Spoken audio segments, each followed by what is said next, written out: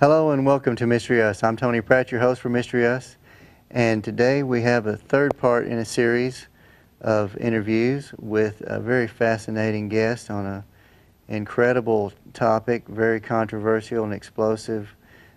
His book, The JFK Assassination Report, 13 Shots.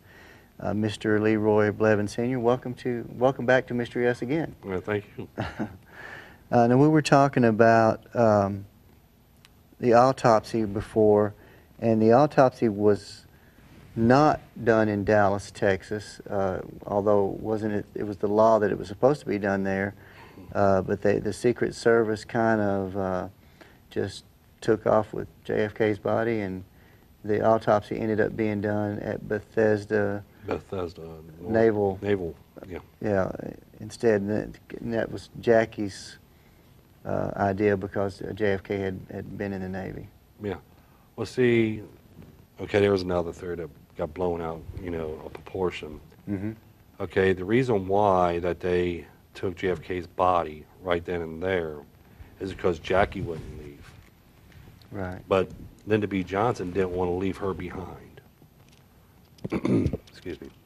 So that's why they went ahead and took his body then and not, leave it there at Dallas, because one, yes, he is the President of the United States, the government handles all that. But they didn't want to leave Jackie there because Jackie wouldn't leave without the body. Right. So, and Lyndon B. Johnson didn't want to leave her there by herself. Right. Because he, honestly, just like when they said, he was behind on the assassination, like an image that they said that he was ducked down behind there. Right. Actually, he was not ducking down, and that's Algin's image number 6, right, where they said, Lyndon B. Johnson cannot be seen.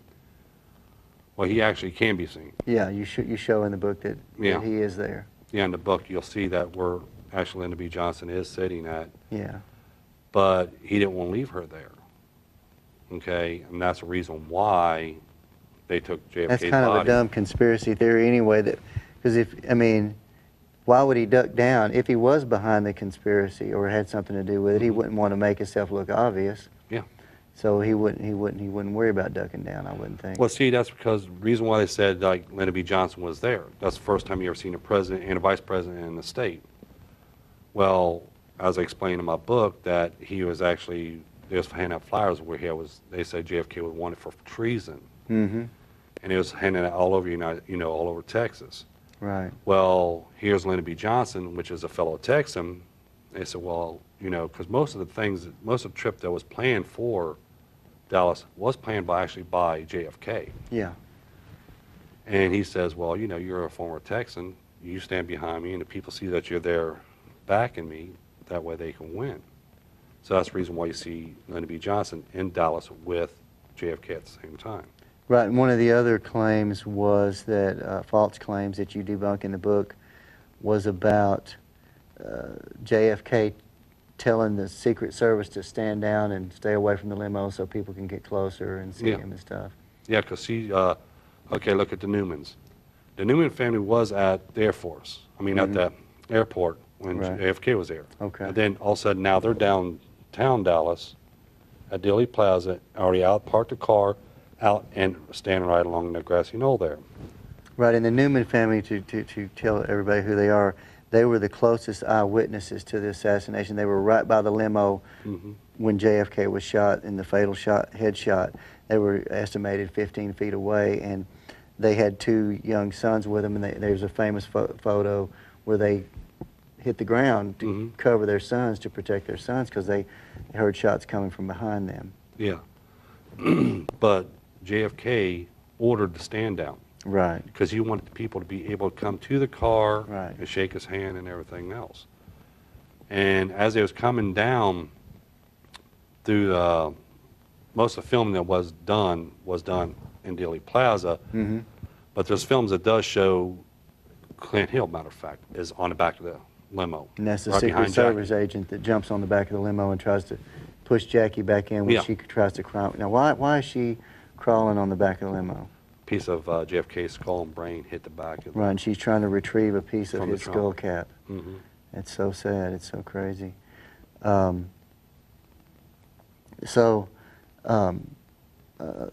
as far as a shot coming from the front, which a lot of people want to believe that a shot came from the front, either, I mean, if it had come from the overpass, also known as the triple underpass, someone would have reported it, you would have thought, but none of the eyewitnesses reported shots coming from up, or a gunman or anything up there? No. And as a matter of fact, if you actually think about it, okay, just like I said when you're doing vacation, I think about it, why would it be an assassin on top of that overpass anyway? I mean, you got already, if you actually look at some of the images and photos, you see a bunch of people there. Anybody's taking a shot, in plain view like that, you're going to have a lot of people on top of them. And actually, a professional hitman is never going to have his back unprotected. Right. That's why another thing, too, when they claim about the gunman behind a picket fence area, he's got not his back covered. And a true sniper, if you look like Oswald's sniper's nest, he had his back covered, really. I mean, you know, he had that big box of boxes going across there. The gunman on the rooftop, he only had one way in and one way out, so he actually had his back covered. And then the gunman on the grass knoll, shelter number 3, is a prime spot because they had their back covered as well. Right. Because, like I said, if you're behind a picket fence, you can have anybody seen that's behind you, or, you know, coming in, and you're exposed, okay, and people can see you. And you won't be, you know, you won't have that shield behind you. Right. So, like James Files, as I talk also about in the book, James Files claimed he was the gunman that shot JFK. Yeah. And he was the guy that was in prison already, and he just came up with the claim that he was on the grassy knoll. Yeah. But see, there was a lot of flaws in his story. Like, he said he took the shot to JFK on his left side of his head. Obviously, that's not correct. And it's not, and this is his left side. Yeah. This is his right side. Okay, by photo evidence, and this is not, you know, a story made up, like I said, photo evidence, we see the 2 gunmen in shelter number 3 behind Mr. Zapruder. He didn't say nothing about them. Right. Never even talked about them. And also, there's no photos of James Files present that day. No. So you can't find anybody that looks like him. That's right. So. And just like when he said he took that fatal headshot to JFK, but the Nix film and the Bronson film shows that fatal headshot coming from the 3rd window up from the bottom from shelter number 3. So there's actually 3 films that show the fatal headshot. Yeah, you got the, well, the Nix film, the Orville Nix film, and the Darnell film. The Nix film and the Bronson film shows the shots, both of them. And then the Zapruder film shows where it hits. And it shows the contact, yeah, where they make contact with. And the Darnell film shows the side view of them, one of them still aiming his rifle. Just like the Darnell film, people says, well, no, that was filmed after. And what people don't know, which I'll pull out this image here. Okay. This is the image book. I put this together for if anybody else wants to do their own research. They have colorized images to study instead of this. As I'll show here, this car right here. Right, and I'll have this up on the screen. There's a camera sticking out. Yeah. That's James Darnell. So he was actually filming the first part of the assassination. It's just they cut it off, and most of the rest of the film that they was filming after was filmed after the assassination. But he was jumping out of the car because you see the car door open, and the camera sticking out like this. Yeah. So when he's jumping out, he's filming it, and that's how he captured the gunman still, you know, aiming his rifle from his left side because he already took that shot, and he came down, and you can see him on that part of the film. And that's only in the first part of it. So there's actually a total, I believe, of 12 different films that were taken that day, but only 3 of them actually show the assassination, or 4, I guess, technically. Yeah, technically there's like 4 of them, but like I said, just different perspectives. Yeah, you're looking at it from different views and different angles.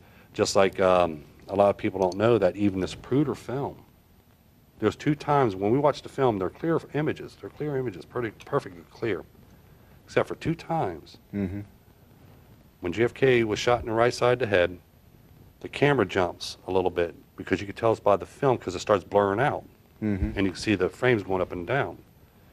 Then it happens again when the second shot to Governor Connolly, because Governor Connolly was shot, and this Zapruder film shows the bullet impact into his back in frame 330. Then right after that, frames start blurring up again. Right. You can see the jumping in the frames, and then it smooths right back out. So Zapruder's reacting to when shots are being fired. The 2 shots from behind him. Right. Now, among other false claims that you debunk in the book, and I know your attitude is not to try to disprove anybody else's theories or anything. You're just trying to seek for the truth. But there's a couple of ones that one of them is, I believe it's from the Betzner image. Is that Dog Man? Yeah. And then there's another one, Badge Man. So there's a couple of places where people have seen what they thought were images of people. And as you point out in the book, when people, in the black and white images, you can kind of, you know, you could see anything you want to see almost. I mean, but the colorization process actually helps to be able to identify details and figure it out. So the colorization is a good thing. Yeah. But you point out that this Dogman image really isn't there. It's just a shadow. Shadow on a quarter of the picket fence. Right. So now, and it only appears in that one image. There's nowhere, no other film frame or image where it appears. So it makes it kind of. That's why you debunk it, because it's probably not real. It's just, yeah, because if you look at the shadow, like the back section of the shadow, right, and then you look at the Mormon photo, and you'll see right there on the corner of the picket fence, it has the same outline. right, So, because like I said, when you're studying something, if you got a camera person here, filming here, and then you got another one filming here, so you actually get in the front view and a side view from it. So you exactly see what that is. yeah, And what people is, when they're looking from this view, they're saying, oh, there's a Dogman right there. right, But when you look at it from this view, you see it's just a corner of the picket fence. right. So both this Dogman and this Badge Man, which it kind of looks like a, you know, when you look at the colorized image, it looks like a guy with something on his shirt. Yeah, they said, well, so first it's a badge, but actually what that is leaves of the Leaves. trees, and that's the sunlight coming through the leaves. Okay. Because first they had just the Badge Man there. And they colorized it, you know, just that little section there. So see, look here, he's firing the shots. But then all of a sudden now there's another man here, there's another man here, there's another man here, but all we're seeing is leaves. Because when I colorize an image, I pick on that certain picture what would show up the same color in the picture elements. Right. What would be that same color. Yeah. And whatever's color in that image, even if it's black and white, like if I do the green, the green will light up in the grass area and on tree areas, but they won't light up nowhere else. Right, just where it fits. Right, so that's pretty amazing. Now, there's other people, famous individuals identified. One of them is called the Babushka Lady. Now, tell us about the Babushka Lady. Well, the Babushka Lady, for years, no one claimed there was that lady there. But Beverly Oliver has claimed that she was the Babushka Lady. Now, I can't say she was or wasn't. One thing I can explain is what I see by the photo evidence. And in the Zapruder film, the Babushka Lady was short. And she had darker hair. Right. And she was an older woman. And she was a little bit more heavier set. Yeah.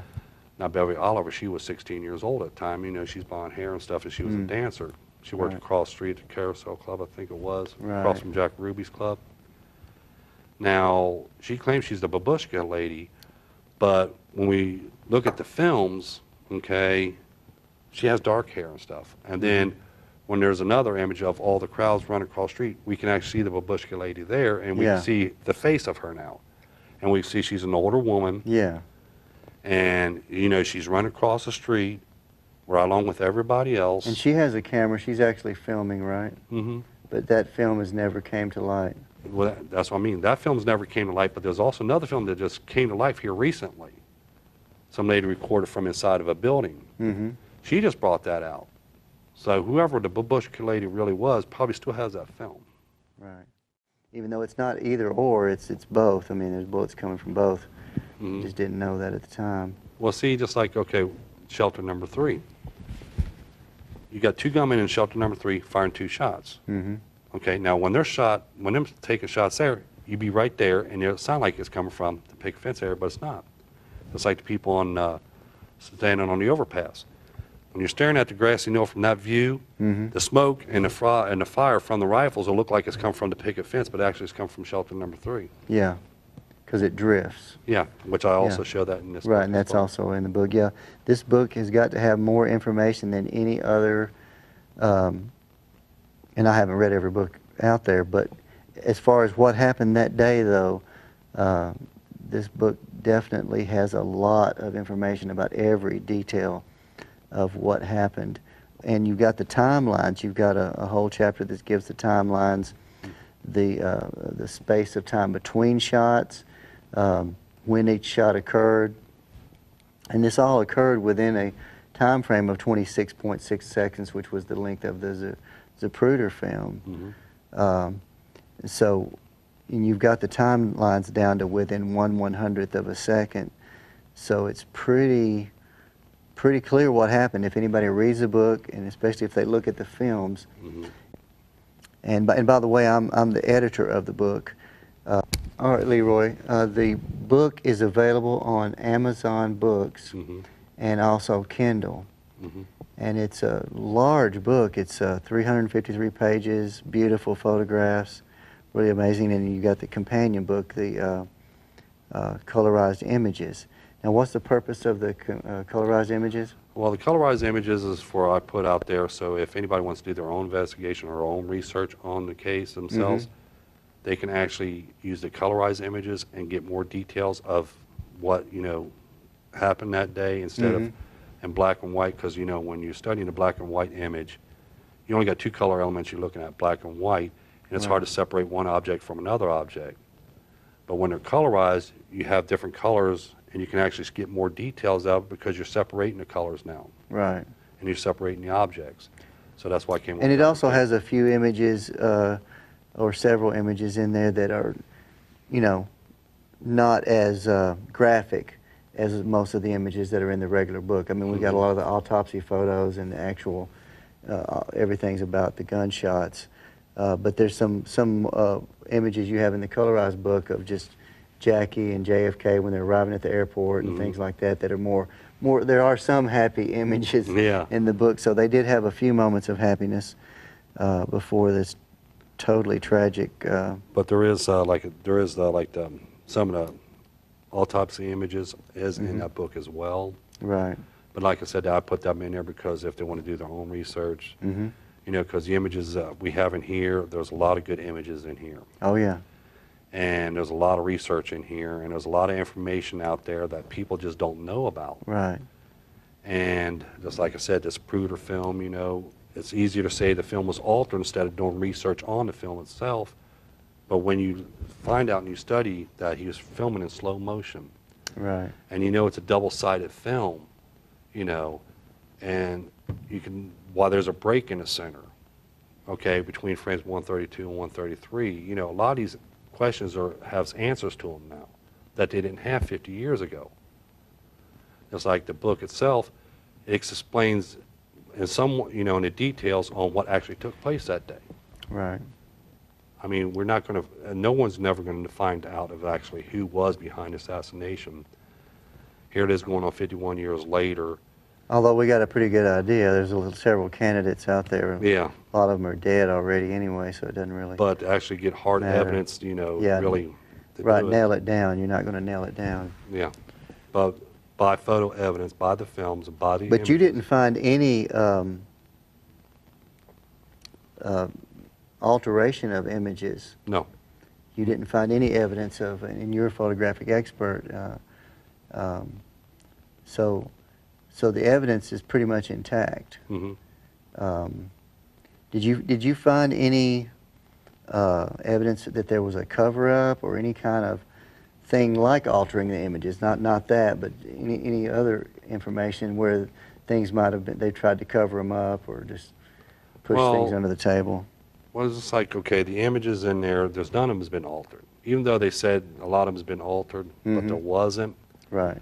Okay, now a researcher, say you're doing research and stuff. Yeah. And you said you want this image, analyzed.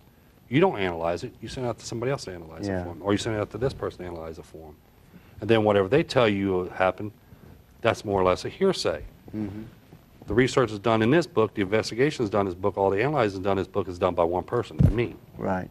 Not by a bunch of other people. And none of the image is altered in any way, but it's easy to say an image has been altered. And if somebody had altered an image, one image in a film, they'd have to alter every image. Like if there was a bullet hole taken out of the windshield was one of the claims, that they removed that. They'd have to remove it from every film, every frame of every film, and every photo where that was present. Yeah. And So then it would be impossible. And then when you start taking that one bullet, like you said, bullet hole out, when you take one of them out, you got to take them out in every frame, before and I mean, even after every frame of every film. So you got to pay a bunch of people to line all these images up, which takes a lot of years, a lot of manpower. You'd have to do that before 1963. I mean, you'd have to do it. You'd have to, yeah. Just like me, you know, 9 years is a long time to spend on one case. Yeah. But that's actually how long does it take, you know, when you start lining up one film. I mean, I got one computer here, one here, one here, one here, and I'm trying to line up all these films. That's what you got to do, is line them all up. Yeah. And you can see it from a different point of view as you're watching it. A lot of people, when they see something, they're either looking at one image and they say, well, look at here, that's it. But when you're looking at all these images as they're in motion and you're seeing this time and time again, it gives you a new outlook on actually what took place that day. Right. So when you line them up with the Zapruder film, in other words, you know that this particular thing happened at this particular second, and then you can trace that to the other film, that this is the same moment in the film. Yeah, and you also have to take consideration too of the speeds and the frames and the films that they was using, and the speed they was filming it at. Right. So you can set the time frames of all of them in the same sequence. Because like I said, Zapruder film being filmed in slow motion, it's going to film a little bit slower. Right. So we had to speed that up just a little bit so they can all fit in together. Right, so that the timing is the same. Yeah, because like when like 2 shots to that manhole cover. The Zapruder film shows both shots being struck, both bullets striking the manhole cover. Right. The next film actually does too, but it's hard to see it unless you know what you're looking for. Right. All you see is a piece of concrete flying up. But in the Zapruder film, we can see not only the concrete flying up, but we see the bullet ricocheting off of there. Well, here it is 51 years later, and both bullet holes still can be seen today. So the Zapruder film shows it being struck. Other images taken after the fact, showing, you know, police officers and Secret Service agents looking over that manhole cover, trying to figure out where the shots came from. And then we got a bullet laying in the grass where it ricocheted off of there. Right there's photographic evidence right there, like I said. That's evidence that's been lost. Right. All these years. And James Tague was standing by the curb, and either a bullet hit his cheek. No, the bullet actually hit the curb. It hit the curb. A piece of the curb came up. And Piece of the curb, but he thought it was the bullet that hit him, right? He never knew that it was actually the curb. No, he actually knew it was a curb. Because you knew him, and he passed away not that long ago. Yeah, he passed away a long time. I mean, not a little while ago, because I just started talking to him. Yeah. Here a few months ago, I started talking to him, and I was showing him, you know, what shot to actually. The shot that hit the curb was the 7th shot. It was not the second, you know, the second shot. Right. He heard the 2nd shot, but it was actually the 7th shot. And once he saw your evidence, did he agree with it, or? Well, a lot of people got surprised about it. They didn't think that kind of evidence was out there, but it was. Right. Well, it's amazing, explosive evidence. Have you had any weird stuff happen? I mean, do you feel in danger that somebody like the mafia and all these guys that are behind the assassination might come after you? Well, I've actually had that question asked of me quite a few times, and I said, no, not really. I mean, I have no death threats. I mean, I'm all over Facebook. Right. I'm all over the internet, you know. I'm not peeking behind corners and stuff like a lot of people says, you know, a lot of that stuff I don't tend to believe.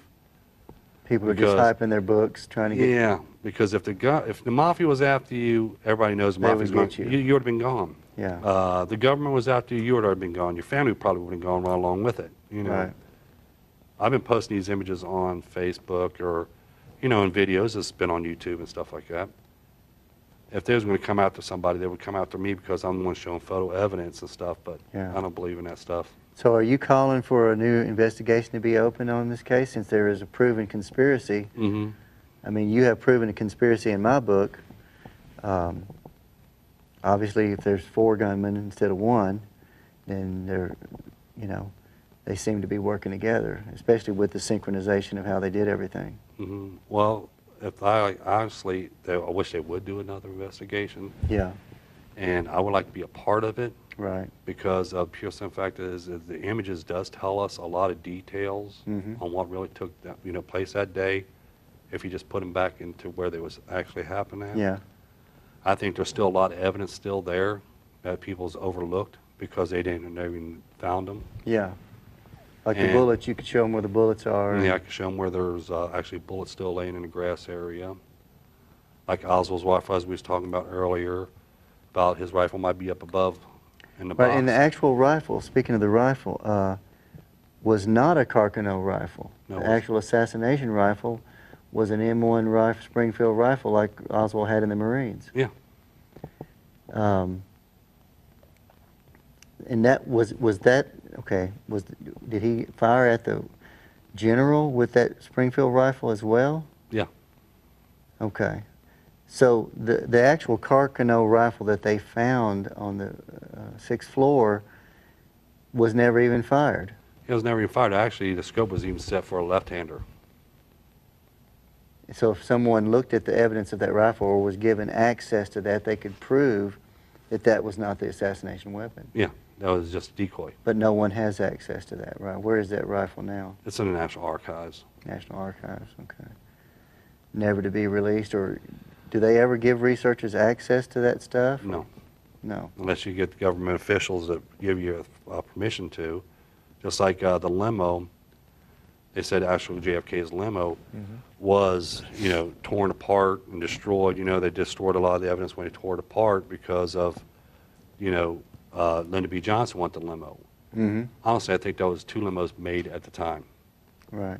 I think the limo that was shot, where JFK was shot in, I think that's somewhere else. Right. Because if you look at the license plates of JFK's limo, there's always showing 2 different license plates. No one's ever bothered even seeing that. So they had more than 1 limo. They had 3 limos, right? Possibly. Possibly 3 limos, but I could say 2. Definitely 2. But they said no, there was only 1.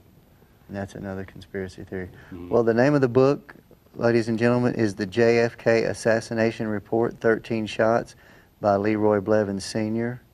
And it's available on Amazon Books and Kindle. And so go buy a book, because this is really absolute proof, in my opinion, of a conspiracy, if nothing else. I mean, like you say, we don't know who all the specific people are behind it. There's a lot of theories that have been out there. But we do know that there is a conspiracy, and that the Warren reports contention that 1 bullet did all the damage to JFK and Governor Connally is ludicrous. Yeah. And everybody knows that already. Yeah. So thank you, Leroy Blevins Sr., for being our guest on Mystery Us. All right, thank you.